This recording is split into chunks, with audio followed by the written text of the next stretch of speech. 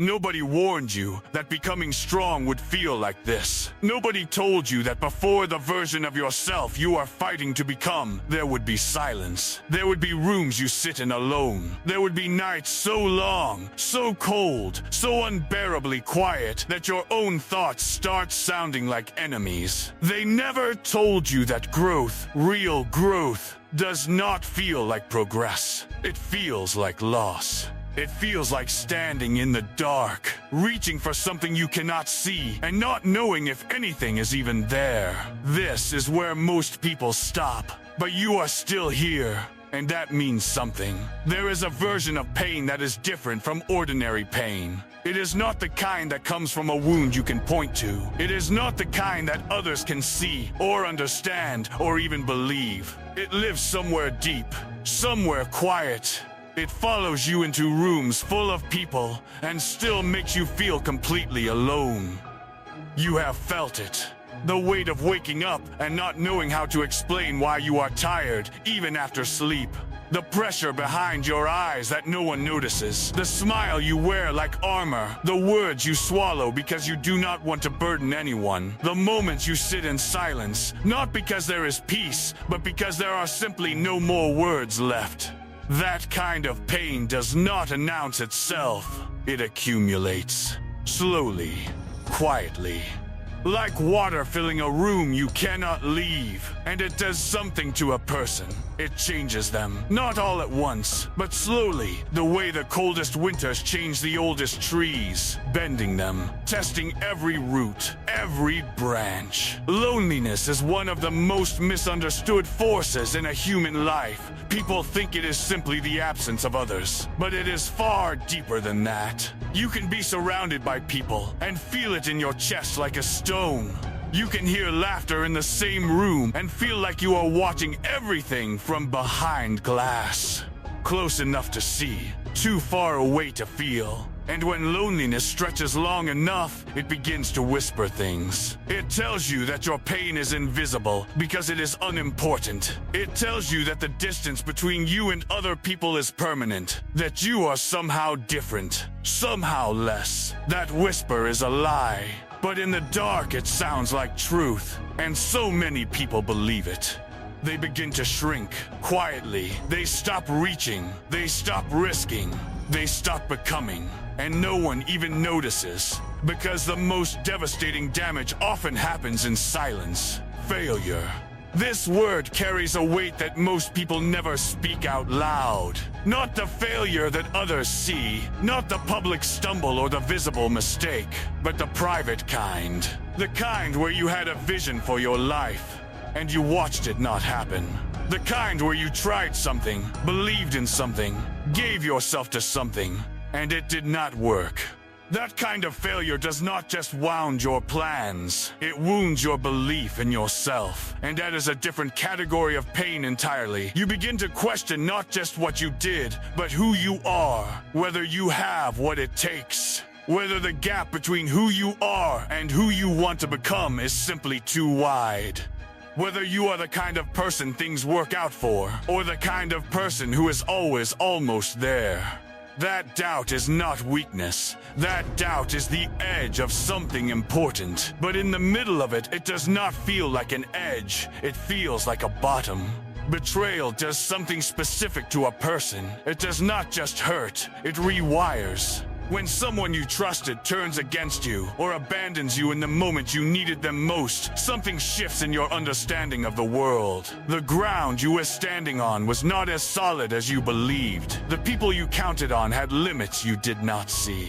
The version of reality you were operating from was incomplete, and so you recalibrate. Not quickly, not cleanly, but slowly, painfully, you begin to rebuild your understanding of who is safe and who is not, who is real and who is performing, what is worth opening yourself to, and what must be protected. Betrayal creates skepticism, but it also creates discernment. And discernment is a form of intelligence that cannot be taught in any classroom. It is only bought.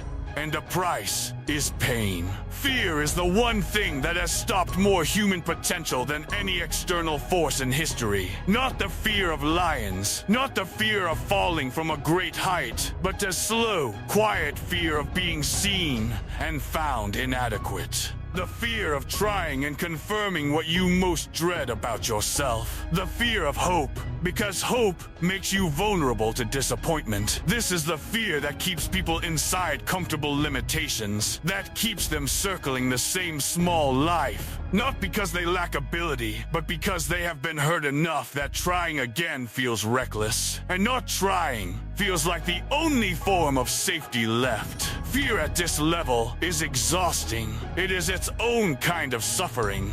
Because you are not living in peace. You are living in a managed distance from everything that could hurt you and everything that could change you. You know this feeling.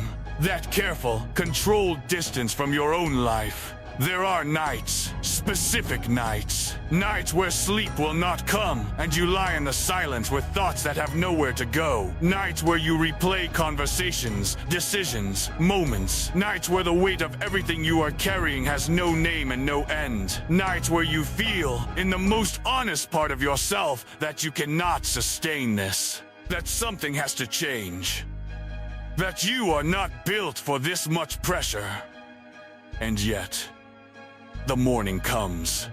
Not because you solved anything.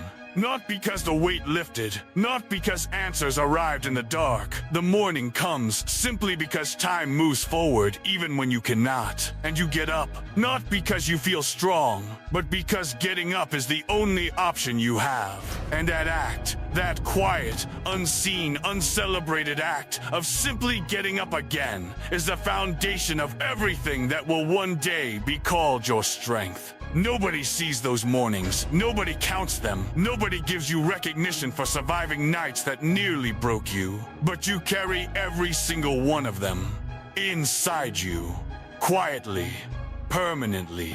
Here's what most people do not understand about darkness. They believe its only function is to destroy. They believe that if a person suffers enough, they either break or they endure until the suffering stops. And they wait for it to stop, patiently or desperately. They hold their life in pause while they wait for the hard season to end. But darkness does not only destroy. Sometimes it rebuilds. Not in the way anyone chooses or plans, but in a way that nothing else can replicate. There are things that only suffering can teach. There are qualities that only pressure can create. There are depths of character that only darkness can carve into a person.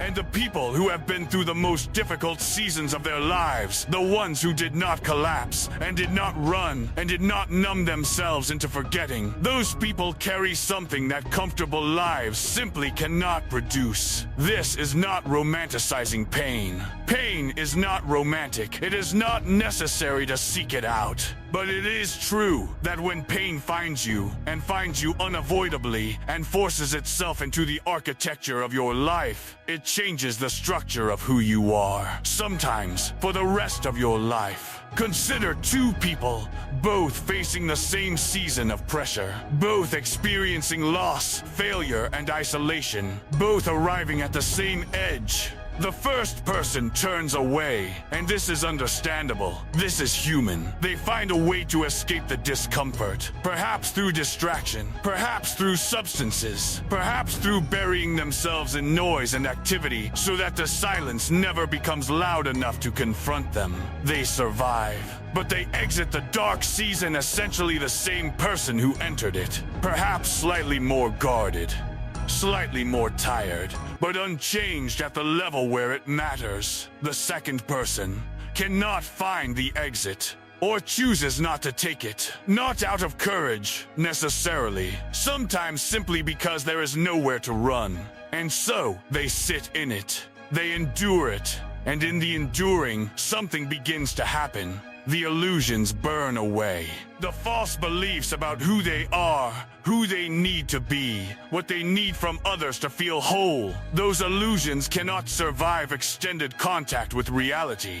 And so they go, one by one, painfully, irreversibly. That is what dark periods force. They strip away every external reason to keep going. The applause is not there. The results are not visible. The end is not in sight. And so the only thing that remains is the internal architecture of a person, their private commitment to themselves, their relationship with their own discipline. And if they build that relationship during the dark, if they learn to move without motivation, if they learn to function under pressure, without performance, and without audience, then they have built something that circumstance cannot take, because the conditions will always change. But the person who learned to work in the worst conditions carries that capability into every set of conditions that follow. Not theory, not inspiration borrowed from a book, but real, lived, bone-deep understanding. And so listen carefully, because this is the part that matters most. One day, not today, maybe not for a long time, but one day, the pain that is currently inside you, the weight that is currently pressing against you, the season that feels like it will never change, will be behind you. And when you look back at it, you will not see only suffering. You will see the specific gravity that shaped you. You will trace the discipline you built back to the nights when you had nothing but the choice to keep going. You will recognize the depth you carry in your voice as something that was carved during the seasons when you had no voice at all. You will understand that the stability others now admire in you was constructed, brick by quiet brick, during the years when everything was unstable. You will not be grateful for the pain. Do not let anyone tell you that you should be grateful for pain. But you may, one day, understand it. And understanding it is more powerful than resenting it. The strongest people you have ever met were not built in universities or gyms or boardrooms. They were built in hospital waiting rooms, in silent apartments at 3 in the morning, in the long years of being misunderstood, in the grief that did not resolve quickly or cleanly, in the failure that felt final, in the loneliness that felt permanent. They were built in the dark, by the dark, against the dark. And so are you. You have not been through this for nothing. The dark season you are in, or the one you have survived, or the one that is quietly approaching, it is not punishment. It is not evidence that you are less than others. It is not a sign that you chose the wrong life or lack the right qualities. It is the process. The only process that creates certain kinds of people. The ones who see clearly. The ones who speak with weight. The ones who remain when others leave. The ones who do not flinch at hard things because they have already lived inside the hardest things. Be that person. Not loudly, not arrogantly, but quietly, consistently, and with the knowledge that every night you endured and every morning you chose to continue was not wasted. It was construction. It was the making of you. And one day, what the darkness built inside you will be the most real thing you own. The darkest nights do not last forever, but what they create in you does. Comment built by darkness.